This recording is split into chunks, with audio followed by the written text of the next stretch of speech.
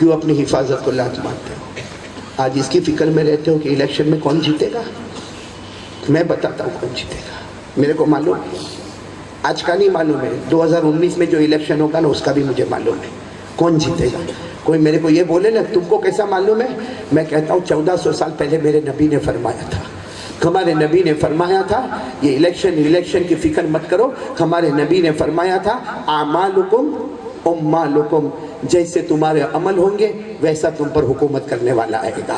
اگر نمازی ہوں گے، روزے دار ہوں گے، زکوٰۃ دیتے ہوں گے، حج کرتے ہوں گے، ماں کی خدمت کرتے ہوں گے، باپ کو ناراض نہیں کرتے ہوں گے، ماں کا خیال رکھتے ہوں گے، ارے میرے دوستو حکومت کرنے والا، انصاف کرنے والا آئے گا۔ لیکن موبائل پہ ننگا کام کرو گے، زنا کرو گے، چوری کرو گے، نماز چھوڑو گے، ماں باپ کا دل دکھاؤ گے، تو کچھ بھی کر لو، ہزاروں پھیرے پھیر لو، الیکشن ہزاروں کر لو، حکومت کرنے والا، ظلم کرنے والا آئے گا۔